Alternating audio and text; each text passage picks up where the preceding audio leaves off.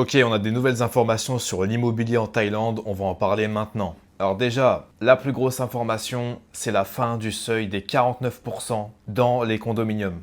Alors, pour ceux qui ne savent pas, les condominiums, c'est des immeubles de copropriété ici en Thaïlande, souvent de luxe ou pas. Je vis moi-même dans un condominium ici à Bangkok en Thaïlande. Et dans ces condominiums, on a un seuil de propriétaires étrangers de 49%. Voilà. 51% de propriétaires thaïs et 49% de propriétaires étrangers. C'est comme ça a été mis en place depuis plusieurs années déjà et le but c'est de protéger un peu ces immeubles contre une invasion entre guillemets étrangère et pour que voilà, ça reste quand même majoritairement local, majoritairement thaïlandais. Sauf que il y a un problème, il y a énormément de condominiums, d'appartements qui sont vides, qui sont vacants parce que tout simplement les prix ont augmenté énormément depuis ces dernières années. Et on a donc un nombre conséquent de condominiums qui sont vides parce que les Thaïlandais peuvent tout simplement pas investir, pas les acheter car ils sont trop chers. Et du coup, les promoteurs sont pas contents, ils font un peu la gueule, voilà, parce que ils construisent et construisent, mais les logements ne trouvent pas preneur. Du coup, qu'est-ce qui se passe? La Thaïlande va donc briser ce seuil des 49% et va l'augmenter. Alors, on n'a pas le chiffre exact, mais c'est en pourparlers. C'est en projet et ça va très probablement arriver. Voilà, on sait souvent que les règles changent énormément. Voilà, c'est la Thaïlande. Hein. Les règles changent constamment, donc il faut vraiment rester à la page. Mais en tout cas, c'est officiel. Voilà, c'est en pourparlers. Voilà, l'information est sortie dans les journaux, c'est disponible partout. Bonne nouvelle pour les investisseurs étrangers.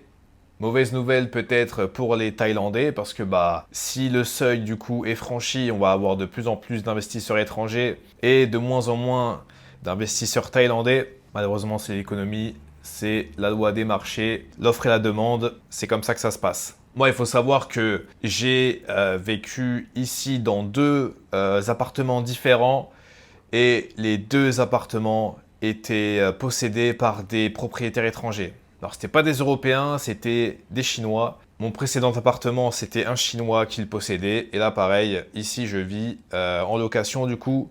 Et mes proprios sont chinois également. Et voilà, j'ai entendu dire qu'il y a énormément d'investisseurs chinois ici qui achètent les condominiums parce que il y a un taux de rentabilité qui est assez intéressant.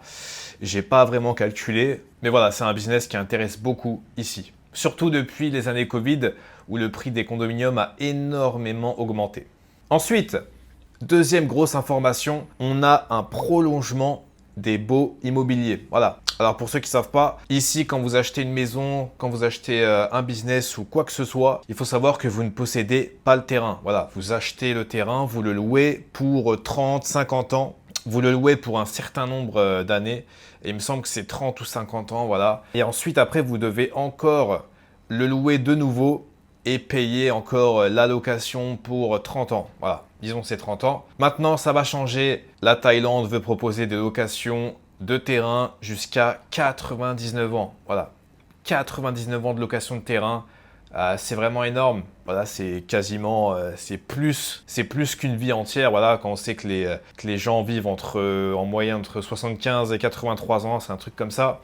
Donc là, vous l'avez pour 99 ans. Donc voilà, l'intérêt, c'est quoi? Encore une fois, c'est d'attirer les investisseurs étrangers pour acheter ici à long terme. Parce que voilà, cette mesure des 30 ans, ça peut dissuader énormément de personnes d'acheter des biens immobiliers ici. Et je le comprends tout à fait. J'ai moi-même pas envie d'acheter du tout un bien immobilier ici. Vraiment, ça m'intéresse pas du tout. Mais pour 99 ans, pour quelqu'un qui souhaite s'installer ici durablement, qui a les bons visas, qui est peut-être marié avec une Thaïlandaise ou quoi et qui projette d'avoir une famille, c'est vraiment intéressant. Donc voilà, on a deux mesures déjà qui sont faites pour attirer les investisseurs étrangers. Donc l'intérêt, voilà, l'intérêt, c'est que de plus en plus de personnes viennent investir et qui ramènent leur argent, qui ramènent leurs capitaux ici en Thaïlande. Encore une fois, cette information n'est pas officielle, voilà, elle n'est pas passée officiellement, c'est pas mis en place, mais c'est en pourparlers et ça va très probablement se passer. Voilà, je mets des guillemets évidemment. Je travaille pas pour le gouvernement, c'est juste des informations qui sont relayées, donc je les partage ici. Ensuite, troisième information, on a un assouplissement des règles du Board of Investment. Alors, qu'est-ce que c'est le Board of Investment. Pour les gens qui ne savent pas, en gros, c'est le département qui gère toutes les entreprises étrangères ici en Thaïlande. Donc voilà, toutes les multinationales et tout. C'est plus pour les grosses entreprises. Voilà, c'est pas pour un restaurant ou un weed shop ou quoi. C'est vraiment les grosses multinationales. Si je dis pas de bêtises, toutes les entreprises doivent passer par ce département-là si elles veulent s'installer en Thaïlande. Et donc là, encore une fois, on a un assouplissement des règles. Voilà, donc avant, on avait par exemple une propriété foncière pour loger les travailleurs de 3200 mètres carrés.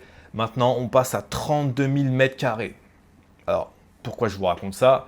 C'est encore une fois pour vous prouver que la Thaïlande est en train d'ouvrir littéralement les règles, de changer les règles et de les assouplir à tous les niveaux pour attirer les étrangers, attirer les capitaux, attirer l'argent ici en Thaïlande. Voilà, là on a quand même une augmentation de 10 fois. On est passé de 3200 mètres carrés à 32 000 mètres carrés. C'est quand même une augmentation assez conséquente. Voilà. Ensuite, dernière information, on a une forte demande dans les propriétés de luxe, que ça soit à Phuket, à Pattaya et à Koh Samui.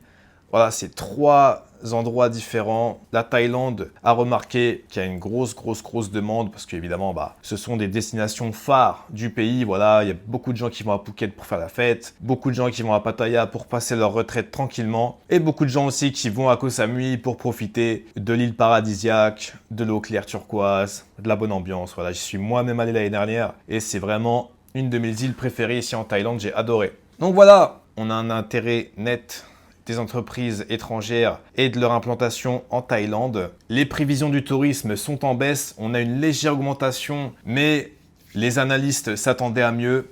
Donc la Thaïlande est en train de faire les choses pour ramener du monde, ramener de l'argent, ramener des capitaux ici. C'est important parce qu'on a des pays concurrents comme le Vietnam, comme les Philippines aussi qui sont en train vraiment d'arriver en puissance. Donc la Thaïlande s'inquiète. La Thaïlande veut s'imposer comme étant le leader du tourisme en Asie du Sud-Est. Et je le comprends totalement. Le problème, encore une fois, c'est qu'il y a pas mal de contraintes lorsqu'on veut s'installer ici et qu'on veut vivre durablement. Donc la Thaïlande est en train de tout faire pour rendre ça un peu plus facile. Voilà, c'était les informations de cette semaine sur l'immobilier et les investissements étrangers en Thaïlande. Si l'immobilier vous intéresse, j'ai fait une visite complète de mon condo dans lequel je suis actuellement, donc n'hésitez pas à aller voir. Et moi je vous dis à très bientôt pour une nouvelle vidéo. Ciao ciao!